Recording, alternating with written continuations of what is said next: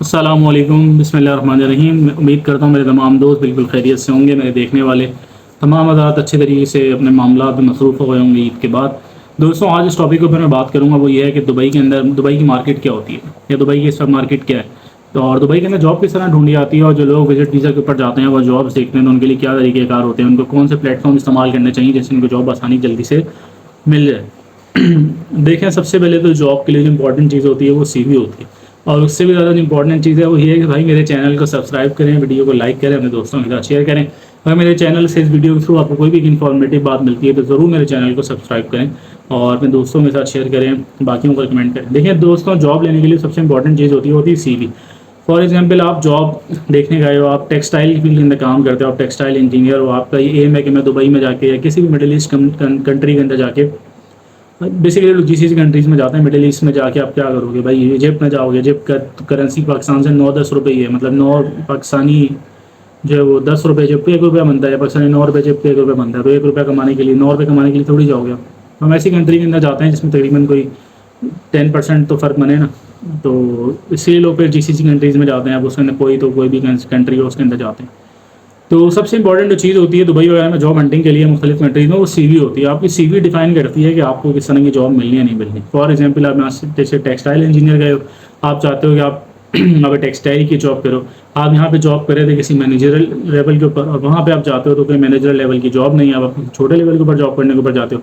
For example, कोई junior textile engineer की job आ गई, तो आपकी सीवी के ऊपर लिखा हुआ कि आप पाकिस्तान के अंदर मैनेजर हो, तो 50% मामला तो आपके वहीं पे हल हो जाते हैं। मतलब वहाँ पे भी वो आपको रिजेक्ट कर देते हैं 50% कि यार आपकी तो पाकिस्तान में अच्छे अहदे के ऊपर काम कर रहे हो, आप डिमोट होगी क्यों आ रहे हो। तो सबसे पहले तो आपने इस चीज़ का ख्याल रखना है कि जिस जॉब के लिए आप अप्लाई कर रहे हैं आपकी सीवी उसी के हिसाब से बनी होनी चाहिए। अगर आपकी सीवी उसके हिसाब से नहीं बनी हुई, आपकी पाकिस्तान में पोजीशन बहुत अच्छी है और वो तो जॉब आई हो छोटी है और आप उसके ऊपर अप्लाई कर रहे हो, उसमें जाना चाह रहे हो, इंटरेस्टेड हो, तो फिर वो आपको कंसीडर उसके लिए नहीं करते, क्योंकि उनको वो बंदा चाहिए जो उसी सेम रोल के ऊपर काम करता हुआ है। फॉर एग्जाम्पल, किसी जगह के ऊपर सेल एसोसिएट की जॉब आई हुई, मुजाहिद अल फुतैम ग्रुप के अंदर बहुत सारी सेल एसोसिएट की जॉब्स आती हैं, और सेल एसोसिएट की जॉब के ऊपर जो लोग अप्लाई करते हैं वो मुख्तलिफ सीवीज के साथ करते हैं। तो उनमें से वो सीवीज शॉर्ट लिस्टेड होती हैं ज़्यादातर जो फुतैम ग्रुप जो सेल एसोसिएट ही होती हैं। अगर आपने लिखा जी मैं पाकिस्तान में असिस्टेंट मैनेजर था, उसके बाद मैं मैनेजर बन गया, उसके बाद मैंने तबाही मचा दी, मैं एक और कंपनी में चला गया मैनेजर बन गए, तो वो बोलेंगे भाई बहुत बहुत शुक्रिया आपका अप्लाई करने का, आप वापस पाकिस्तान जा सकते हैं पहली या दूसरी फ्लाइट से। तो भाई आपकी जो सीवी होनी चाहिए वो रेलिवेंट टू द जॉब होनी चाहिए। तो इसलिए आपके पास एक सीवी नहीं होनी चाहिए, एक से ज़्यादा सीवीज होनी चाहिए। जो एक कड़वा सच है, लेकिन सच है भाई, ऐसा ही होता है। जो आदमियों पर जाके जॉब लेते हैं उसके बाद एक सीवी नहीं होती, एक से ज़्यादा सीवीज होती हैं।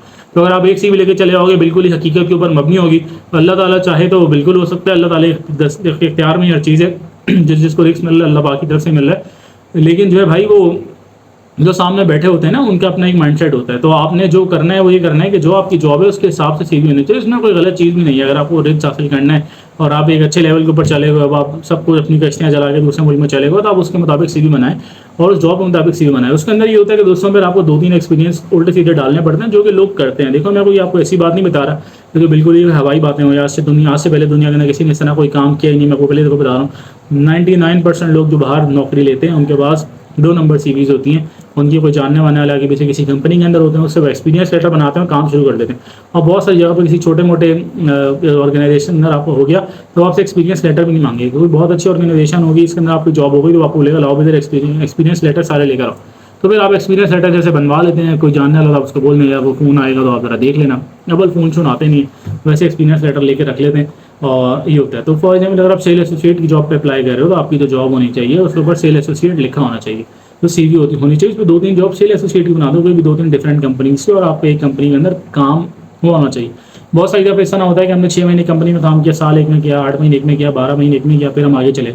तो जो सीवी के ऊपर इंप्रेशन जाता है हमारा वो बहुत ख़राब जाता है। हर आदमी पहले आपसे सवाल करता है कि यार आप तो फ्रीक्वेंटली कंपनी चेंज करते हो, उसकी वजह क्या। तो फिर इसकी मुख्तलिफ वजूहत लोग बताते हैं, डिपेंड करता है कि आप उसकी वजूहत बनाते हो। ये मैं उन दोस्तों के लिए बता रहा हूँ जो फ्रीक्वेंटली जॉब चेंज करते हैं। तो फिर आपकी 2-3 जॉब हों, भले 2-3 आपने जॉब की 1.5 साल की, 2 साल की, 3 साल, तो ये एक्सपीरियंस आपको काफ़ी होता है, 5-6 साल के बन जाता है। लेकिन आपने CV relevant to the job post ही बनानी है। कोई मसला नहीं। देखो, एक एचआर सिस्टम के पास आज एक सीवी गई है और उसको 10 दिन बाद थोड़ी याद होगा कि दोबारा जो है वो असलम साहब की ही सीवी आई है मेरे पास, यार उसका तो इतना बड़ा पूल है, उसमें तो लाखों लोग अप्लाई कर रहे हैं। आज आपकी सीवी आई, उसने देखी 10 दिन बाद, उसको याद भी नहीं होगा कौन असलम साहब है। तो अगर आपने आज कोई और सीवी भेजी, कल कोई और सीवी भेजता तो कोई मसले की बात नहीं, वरना आप 2 ईमेल एड्रेस बना लो भाई, दुनिया बहुत तेज़ी से आगे तरक्की कर रही है, तो ये सारे काम सब भाई करते होंगे। तो जो सबसे पहली जो चीज़ है ना दुबई में जॉब लेने के लिए, वो आपकी जो सीवी है वो रेलिवेंट टू द जॉब होनी चाहिए। अगर आपकी CV relevant to the job है तो आप उस जॉब के लिए इंटरव्यू या उससे नेक्स्ट राउंड तक जा सकते हो। अगर आपकी जॉब रेलिवेंट नहीं है, आप उस क्लासिफिकेशन से काफ़ी ऊपर की सीवी आपकी बनी हुई है, तो भाई वो आपको रिजेक्ट कर देंगे। सबसे पहले तो आपकी सीवी उस लिहाज से होनी चाहिए। दूसरी चीज़ ये होनी चाहिए कि आपने रेगुलर बेसिस के ऊपर वॉक इन इंटरव्यूज़ देखने हैं। वॉक इन इंटरव्यूज़ हमने कहाँ पे देखने हैं? फॉर एग्जांपल इंडीड के ऊपर देखने हैं। ज़्यादातर इंडीड के ऊपर वॉक इन इंटरव्यूज़ वगैरह आते हैं, तो आपने इंडीड के ऊपर देखना है कि कहाँ कहाँ वॉक इन इंटरव्यूज़ हो रहे हैं। और दूसरी चीज़ जो सबसे अहम है, वो अहम ये है कि आपने अपने माइंड में ये बात पहले से तैयार करके जाना है कि आपको ऑफ फील्ड जॉब भी करनी पड़ सकती है। फॉर एग्जांपल अगर आप कहीं पे सेल्स की जॉब करते हो, तो हो सकता है आपको वहाँ जाके कहीं क्लर्क की जॉब करनी पड़े, हो सकता है आपको कोई सप्लाई चेन में जूनियर एसोसिएट की जॉब करनी पड़े, हो सकता है आपको XYZ कोई भी वहाँ पे जॉब करनी पड़ जाए। इसी तरह अगर आपने इंजीनियरिंग की हुई है तो भाई आपको हो सकता है वहाँ पे सेल्स की जॉब करनी पड़ जाए। हो सकता है वहाँ पे आपको जो है वो कोई कंपाउंडर की नौकरी मिल जाए, तो आप वो कर रहे हो। कंपाउंडर कितनी मिलेगी, ऑब्वियसली फील्ड काफ़ी डिफरेंट है, लेकिन एक बात बता रहा हूँ, कोई शॉप पे खड़े होने की जॉब मिल जाए, कोई रिटेल शॉप की जॉब रिटेल आउटलेट पे वर्कर की जॉब मिल जाए, वहाँ पे खड़े हुए सेलमैन ही कर रहे हो, तो इस तरह की कोई जॉब मिल जाए, तो आप अगर बाहर जा रहे हो तो सबसे पहले आपके दिमाग में होना चाहिए कि भाई आपको कोई भी जॉब मिल सकती है और वो आपने करनी है। हो सकता है आपको क्रेडिट कार्ड बेचने पड़ जाए, वो आपकी मर्ज़ी है, हम तो रिकमेंड नहीं करते कि आप क्रेडिट कार्ड बेचें, लेकिन अगर ज़रूरत पड़ी है तो बिल्कुल आप वो जॉब कर सकते हैं, कोई मसले की बात नहीं है। तो सबसे पहले मैंने बताई पहली चीज़ क्या सीवी होनी चाहिए। दूसरी चीज़ है कि आपका माइंडसेट होना चाहिए। माइंडसेट क्या होना चाहिए भाई कि मुझे कोई भी नौकरी करनी पड़ सकती है, ज़रूरी नहीं है मैं अपनी फील्ड की जॉब करूँ, मैं ऑफ फील्ड जॉब भी कर सकता हूँ, क्योंकि मुझे वहाँ पे फ़िलहाल स्टे करने हैं, अपने कदम जमाने हैं, और अर्निंग शुरू करनी है। फिर 6 महीने साल के बाद जॉब मिल जाती है। तो भाई में जो प्रोबेशन पीरियड होता है किसी भी कंपनी के अंदर, भाई वो 6 महीने का होता है। 6 महीने के अंदर आप उस कंपनी को छोड़ सकते हैं। छोड़ने के 2 तरीके होते हैं। अगर आप वापस पाकिस्तान या अपनी होम कंट्री जाना चाह रहे हैं, इंडिया, पाकिस्तान, बांग्लादेश कहीं भी जाना चाह रहे हैं, तो आप 14 डेज़ के एम्प्लॉयर को ईमेल रिटर्न नोटिस देंगे, और 14 डेज़ बाद आपको वीज़ा कैंसिल कर देगा इंसान का बच्चा, वो एम्प्लॉयर तो। और अगर आपने यूएई के अंदर किसी और दूसरी कंपनी में जाना है, तो आपको 1 महीने का नोटिस है। आप 1 महीने बंद का नोटिस एम्प्लॉयर को सर्व करोगे, और फिर जो है वो आप दूसरी कंपनी ज्वाइन कर सकते हो। विद इन प्रोबेशन अगर आप किसी दूसरी कंपनी को ज्वाइन करते हो, तो बात ध्यान में रखना कि जो नया एम्प्लॉयर होगा वो पिछले एम्प्लॉयर को पुराने वीज़ा के पैसे देगा, कॉस्ट वगैरह देगा। पूरी नहीं देगा तो एटलीस्ट गवर्नमेंट टैक्सेस वगैरह 2-2-2.5 हज़ार दिरहम बनते हैं, वो पे करेगा। तो इसलिए प्रोबेशन के ऊपर जब आप कोई कंपनी छोड़ते हैं, तो आपके जहन में होना चाहिए कि भाई मेरे जो नया एम्प्लॉयर है उसको प्रीवियस एम्प्लॉयर को पैसे देने हैं। तो इसीलिए बहुत सारे एम्प्लॉयर्स नए वाले आपको रखते भी नहीं है। फिर 3-4 महीने आप कहाँ घूमोगे फिरोगे। तो इससे बेहतर है कि 6 महीने प्रोबेशन कंप्लीट करो, उसके बाद आगे जाओ। उसके बाद फिर आपने वॉक इन इंटरव्यूज़ देखना है। Number 4 cheese, walk in interviews आपने कौन से देखने हैं? वॉक इन इंटरव्यू वो देखना है जो मुस्तनद हो। दुबई में 2 नंबरियाँ भी बहुत हैं। जिस तरह एक ग्रुप है ASW के नाम से, AWS डिस्ट्रीब्यूशन के नाम से, वो जेन्युइन ग्रुप है। तो आप वहाँ पे जाएँ, वॉक इन इंटरव्यूज़ होते हैं। बहुत सारे क्रेडिट कार्ड वालों के वॉक इन इंटरव्यूज़ होते हैं, वहाँ पे जाएँ। नंबर 5वीं चीज़ जिससे आपने बचना है वो है कि कोई भी आदमी अगर आपसे जॉब के पैसे मांगता है कि भाई ये जॉब दे दो, ये फाइल बनेगी, ये होगा, वो होगा, तो आपने उसको 1 रुपया भी नहीं देना। वो जाली आदमी, आज उसका दफ्तर वहाँ पे खुला हुआ, 4 दिन बाद वो वहाँ से गायब हो जाएगा। नौकरी के लिए वहाँ पे कोई भी पैसे नहीं देता, डायरेक्ट कंपनीज़ खुद हायरिंग करती हैं। और जो थर्ड पार्टीज़ कंपनीज़ होती हैं, उन्होंने अपनी ही डिस्ट्रीब्यूशन आगे नीचे बनाई होती हैं। फॉर एग्जांपल डू टेलीकॉम वाले जब हायरिंग करते हैं, तो डू टेलीकॉम का अपना एक इदारा है, एक इदारा के नाम से ही है, ठीक है।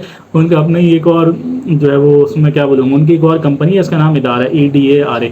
तो वो उसके अंदर हायरिंग करते हैं। इदारा जो भी हायरिंग करता है वो डू के भी आपके ऊपर करता है। तो जिसने जो थर्ड पार्टी भी बनाई है वो अपने अलग से कंपनी बनाई हुई है। इसी तरह मुख्तलिफ कंपनीज अगर इस तरह कुछ करती हैं, तो उनकी आउटसोर्सिंग फर्म होती है, वो भी उनकी अपनी होती है। तो कोई भी कंपनी आपको रखने के लिए पैसे नहीं मांगती। अगर कोई आदमी है, आप जाके बैठे हो, तो वो आपको बोलेगा कि भाई आपकी इतनी सैलरी होगी, इतने पैसे होंगे, होगा, मतलब आपको दिन में तारे दिखा देगा, बोलेगा भाई 200 दिरहम दे के जाओ। तो आप बोलोगे नहीं है, तो आखिर में बोलेगा अच्छा कितने हैं, तो आप बोलोगे 50 वगैरह, 50 रखे हो, हमारी फाइल बनवा रहे, तो बाकी कल तक पहुँचा देना। तो यहाँ से आपने फ़ौरन उड़ जाना है, 1 रुपया भी उसको नहीं देना क्योंकि वो 2 नंबर आदमी। शारजा वगैरह के अंदर और दुबई के जो मज़ाफ़ात हैं, उसके अंदर इस तरह की बहुत सारी चीज़ें बनी हुई हैं। इस तरह नादा के अंदर कोई बैठा होगा, कोई अलसूक में बैठा होगा, कोई बुर दुबई के अंदर बैठा होगा। इस तरह की जो पुरानी जगह है, उनके ऊपर इस तरह की चोंचले आपको ज़्यादा मिलेंगे। जो न्यू दुबई है, इस तरह पाम जुमेरा और मरीना, इधर इस तरह के चोंचले 2 नंबरियाँ नहीं है। जितना ओल्ड दुबई होगा उसके अंदर ये चोंचले आपको बहुत ज़्यादा मिलेंगे कि भाई इतने पैसे दे जाओ, ये कर दो, वो कर दो। तो आपने 1 रुपया भी किसी को नहीं देना। नंबर 6 जो है वो ये है कि आपने एम्प्लॉयर को इस बात को यकीन दिलाना है कि आप काम करने के लिए हर वक्त तैयार हो। फॉर एग्जाम्पल अगर कोई बंदा आपको बोलता है कि यार आपको इवनिंग में भी काम करना पड़ेगा, मॉर्निंग में भी काम करना पड़ेगा, नाइट शिफ्ट में भी काम करना पड़ेगा, तो आपने उसको ये दिलाना है, बात जब का यकीन दहानी करवानी है, आप काम करने के लिए तैयार हो, आप यहाँ पे काम करने के लिए आए हो। बात की बाद में देख लेना भाई, नहीं कोई मसला हो तो बात कर लेना, बाद में डिस्कशन हो जाती है।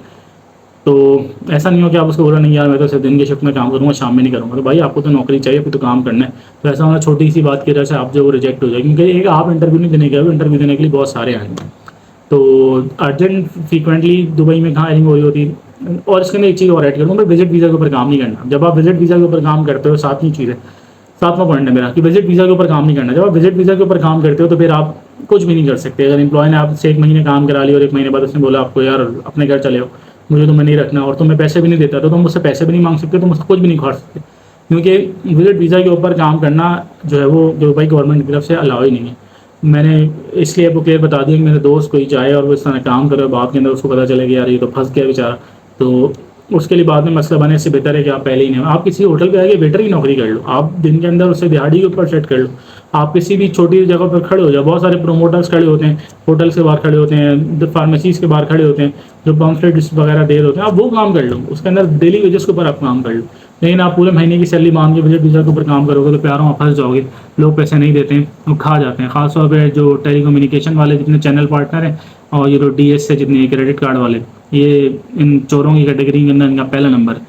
खास तौर पे ये जो टेलीकॉम वाले हैं, जितनी डिस्ट्रीब्यूशन है सब 2 नंबर है। चैनल पार्टनर ज़्यादातर पैसे नहीं देते, लोगों के पैसे रोके हुए हैं, पैसे खाए हुए हैं। तो इसलिए मैं आपको बड़े अच्छे तरीके से बता रहा हूँ।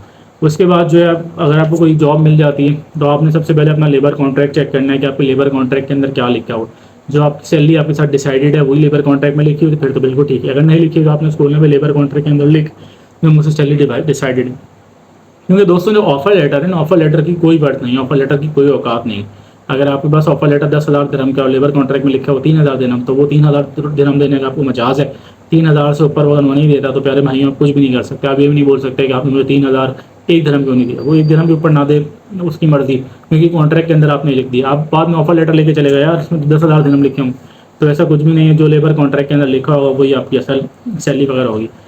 9 पॉइंट ये है कि मेरे भाइयों पासपोर्ट किसी को नहीं देना। दुबई के अंदर पासपोर्ट देना अलाउ नहीं होता। दुबई के जो लेबर लॉ है, जो MOHRE ministry of human resource of Emiratisation, तो उसके अंदर उसके मुताबिक मोरे के मुताबिक आपने किसी को भी पासपोर्ट नहीं देना। कोई भी एम्प्लॉयर आपको पासपोर्ट रखने का मजाज नहीं है। पासपोर्ट आपकी ज़ाती पॉलिसी है। जो टुच्चे एम्प्लॉयर्स होते हैं वो कहते हैं कि भाई आप पासपोर्ट रखवाएं, क्योंकि वो बाद में आपको ब्लैकमेल करते हैं। पासपोर्ट आपके अपने पास रख के आपको तंग करते हैं, ये करते हैं वो करते हैं। तो आपने पासपोर्ट किसी को भी नहीं देना, चाहे कुछ भी हो जाए। अगर आपका एम्प्लॉयर बोल रहा है कि यार वो मेरी खाला का इंतकाल हो गया और आपको उसके लिए मुझे आपका पासपोर्ट चाहिए, तो भी आपने नहीं देना। ये पासपोर्ट देना राइट ही नहीं। अगर आप पासपोर्ट दे दोगे तो आप फंस जाओगे। तो पासपोर्ट किसी सूरत में नहीं देना। कोई आदमी आपको बोलता है वीज़ा लगवाना है उसके लिए पासपोर्ट देना, तो पासपोर्ट वीज़ा के लिए पासपोर्ट की जरूरत ही नहीं है।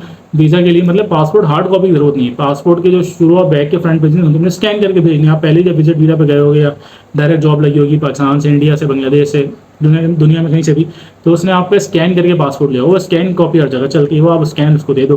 लेकिन हार्ड कॉपी पासपोर्ट जो आपका मेन पासपोर्ट है वो आपने किसी एम्प्लॉयर को जाके आपने नहीं पकड़ाना, क्योंकि वो आपकी ज़ाती प्रॉपर्टी है। वो रखना दुबई हुकूमत की तरफ से बिल्कुल अलाउ नहीं है। जो भी आपको बोले तो आपने साफ मना कर देना कि नहीं भाई मैं पासपोर्ट नहीं दे सकता माजरत के साथ, क्योंकि अलाउ नहीं है।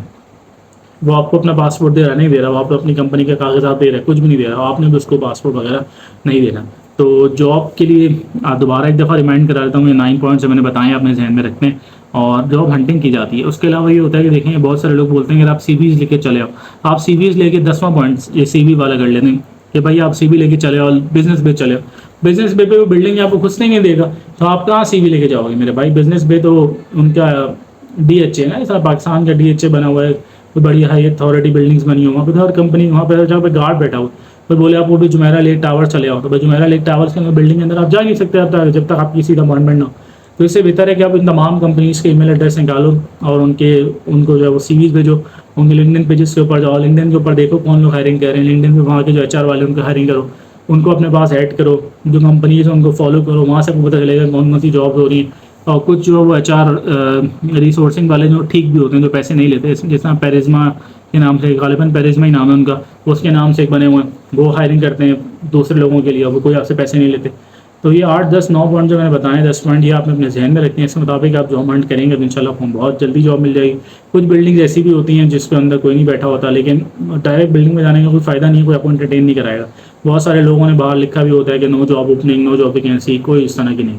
दुकानों वगैरह के बाहर कभी लिखा होता है कि भाई हमें जो है वो एक कुक चाहिए जो कि इंडियन हो, हमें एक कैशियर चाहिए जो कि फिलिपाइनी हो, हमें एक वेटर चाहिए जो कि पाकिस्तानी हो, एक्स वाई जेड कुछ भी लिखा हो सकता है कुछ शॉप के ऊपर। तो फॉर द टाइमिंग कोई छोटी की छोटी जॉब आप कर लो जाके, जो डेली बेसिस के ऊपर हो, तकरीबन आपकी टुक टुक तो लगी है ना, भी टुक टुक तो ज़रूरी है।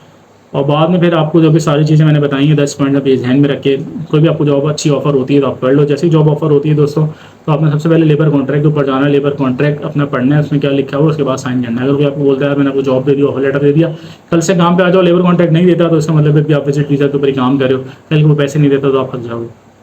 वीडियो काफ़ी लंबी होगी, उम्मीद करता हूँ मेरी बात आपको पसंद आई होगी। इंडीड के ऊपर जॉब अप्लाई करें, इंडीड के ऊपर जो जॉब्स होती हैं वो बिल्कुल प्योर होती हैं, ऑथेंटिक होती हैं, उसमें कोई फेक दो नंबरी नहीं होती।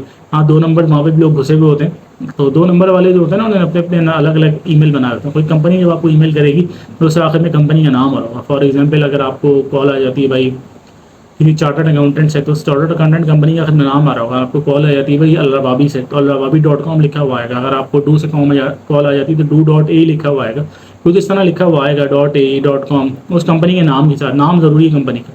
तो इट मीन्स कि वो जेन्युइन है। अगर कोई gmail.com से आ गई तो जीमेल वाली जितनी भी ईमेल होंगी वो सारी दो नंबर है। किसी एक पे भी इंटरव्यू देने मत जाना, किराया भी खर्च होगा, पैसे भी मांगेंगे, फजूल में बेचारे आप जाओगे, फंस कर आ जाओगे। तो इन तमाम बातों को रखेंगे ख्याल, और इंडीड पे धड़ाधड़ अप्लाई करें, लिंक्डइन पे धड़ाधड़ अप्लाई करें, और लोगों को अपने पास ऐड करें। लोग जब आप ऐड करेंगे तो आपको देखेंगे रियल इस्टेट की जॉब की जा सकती है, कुछ अच्छी रियल इस्टेट भी हैं जो सैलरी देती हैं, और लेकिन वो कहती हैं भाई 8 डील क्लोज करोगे तो सैलरी देंगे, वीज़ा देंगे।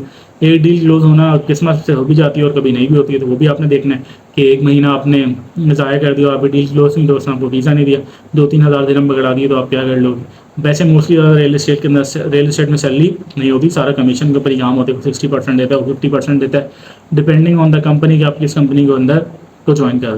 तो रखते हैं इस वीडियो को यहीं तक। चैनल को सब्सक्राइब करें, वीडियो को लाइक करें, दोस्तों के साथ शेयर करें। आपको कोई सवाल हो तो ज़रूर कमेंट करके पूछें। इंशाल्लाह नेक्स्ट वीडियो में फिर आपके साथ मुलाकात होती है। अस्सलाम वालेकुम।